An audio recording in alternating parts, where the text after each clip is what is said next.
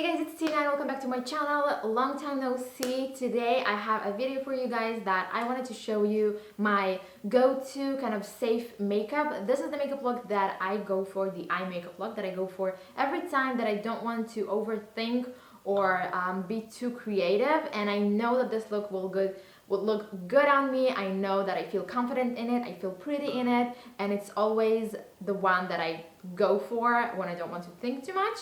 So my eye shape is slightly droopy, slightly hooded, so I thought that I'm gonna share it with you guys for those of you who have a similar eye shape, because I want you to feel pretty and confident too, and maybe this look would work for you too if it works for me. So make sure to check it out and try it out. Feel free to try it out. Let me know in the comments below if it worked for you. And yeah, if you want to see how I create this look, then just keep on watching.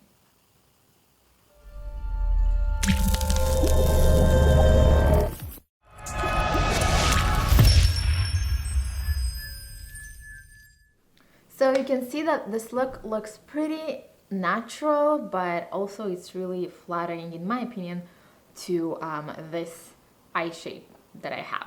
So I'm going to start by priming my lid with the Smashbox 24 Hour Photo Finish Eye Primer. I'm going to do that with my finger and apply it all over the lid and up to the crease. Then I'm going to actually start a little bit differently than I usually would. It will look might look weird at first, but you're gonna get in a second why. So first of all, I want to create a shape that is lifting the eye, so I don't want to pass this imaginary line that continues my bottom lash line towards the end of my eyebrow. So for that, I'm not going to use duct tape or anything because it's not good for your skin, and also because I don't want to mess up the makeup that I have on my face. So I'm just going to use something with a sharp edge, like this little tube of the Rock behind the scenes eyeshadow primer, and I'm just going to hold it right here in the shape that I want my eyeshadows to go and apply eyeshadow that way, so it won't pass this line, so we'll have this sharp edge on the outer corner.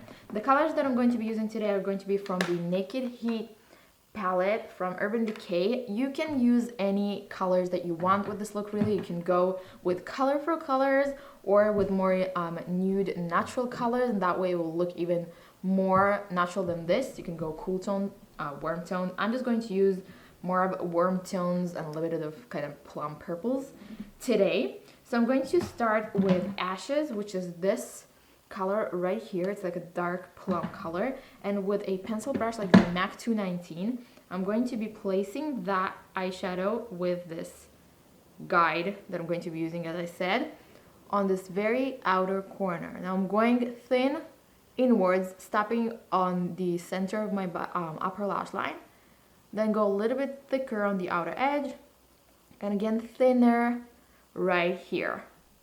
So I'm almost creating like a straight line that just meets the edges of the space that I have here while holding this. I really hope that I make sense.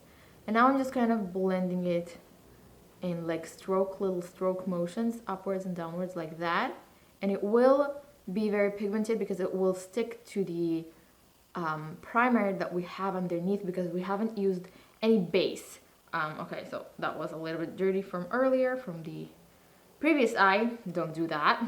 But this is the shape that we have. Now I can see the line and the direction in which I want my eyeshadows to go, and now I can move on to the actual crease shade, or like transition shade. For that, I'm going to be using Low Blow from the same palette, which is this kind of burnt brownish mustard shade, and I'm going to use the Sigma E25 blending brush, top off any excess. I'm going to be applying that into my crease all the way in like that, in windshield wiper motions, going back and forth. But now, because I have this guide, I know that I want to stop the shadow right here and not go past that. This is something that I wouldn't see if I wouldn't do this step first. You don't have to do that this way. You can always start with the transition shade, but I just like seeing the shade that I want and stopping right here. Otherwise, it will look too high for me, and I would go a little bit past that. But because I have this guideline, then I know not to pass it right now.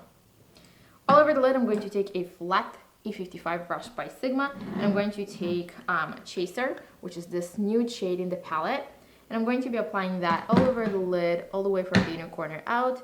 And don't be afraid to kind of overlap the colors that you have on the very outer corner, because we are going to darken it later. It was just for the guideline kind of. And also it emphasizes the lashes that are on the outer corner, make them look a little bit more flurry. Now to highlight, I'm going to take Ounce, which is the lightest shade in the palette, and I'm going to be applying that with the same brush under the eyebrow, and also just a little bit on the very inner corner, and kind of swooping it upwards into the lid and blending it with the color that I have all over the lid. Just like that. Now to darken the very outer corner, I'm going to be holding this guideline again, but now I'm going to take a color that's a little bit darker but also a little bit shimmery, and it's called Ember. It's this shade from the palette, and with a fluffy but a little bit more precise brush, this is E45 by Sigma, I'm going to take that color, top off any excess, again placed this, and go over the color that I applied first, but now I'm going a little bit further inwards and upwards. As you can see, I'm blending this color into my crease and onto the lid on the very outer corner just a little bit, and also taking it a little bit outwards right here.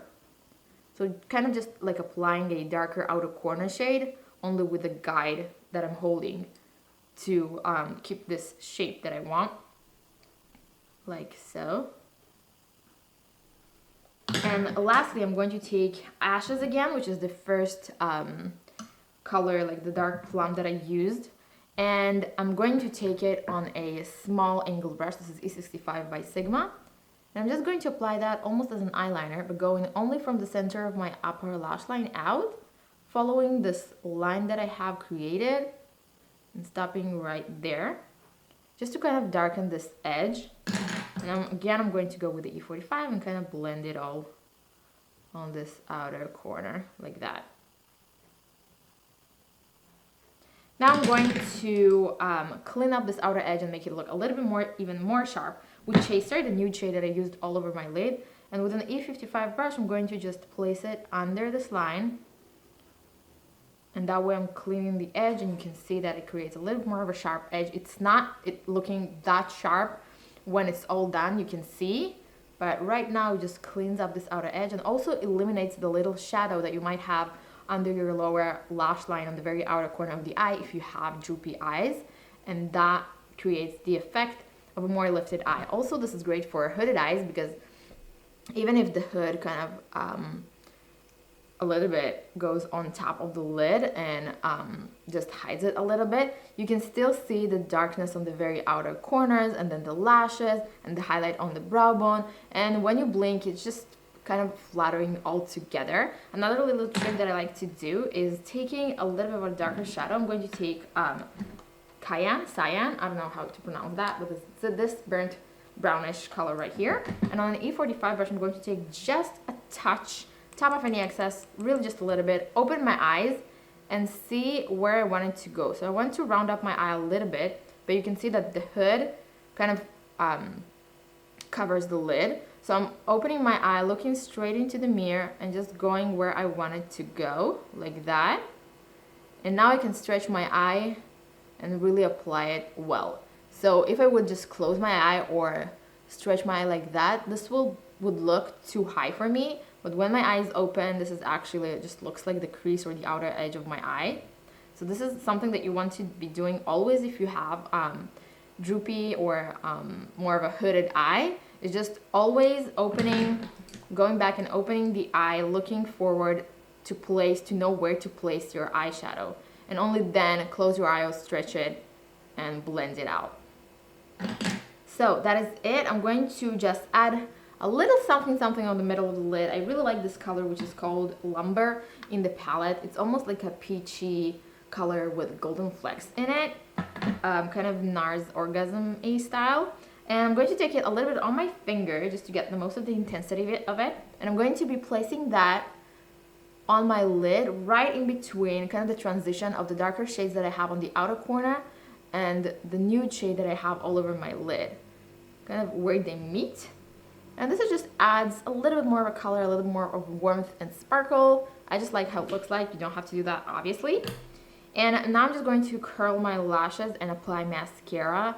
Now, to me, I usually apply mascara only on my top lashes. Not always, but most of the times. Just because I find it a little more flattering for me, for my eye shape. This is like for my taste. I really like how it looks like. But you can totally, of course, apply mascara on your bottom lashes too. The mascara that I'm using is the Too Faced Better Than Sex mascara. I'm just going to apply it on the very top lashes of my eye. And another thing that I'm going to be doing is try not to pass the line of the eyeshadow that I created on the outer edge, even with the mascara. What that means is that if I have like lower lashes like that pass this line, I'm just going to go ahead and remove the mascara from them to keep everything above this line. This is what's lifting the eye look eventually.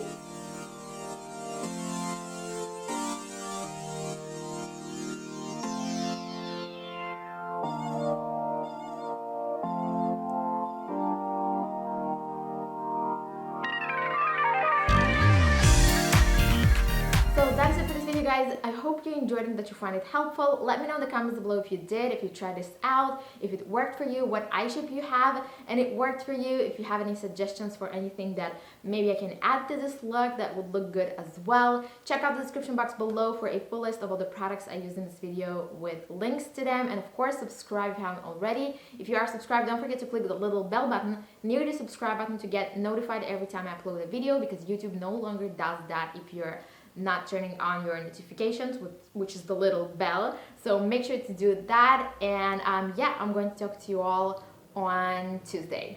Bye.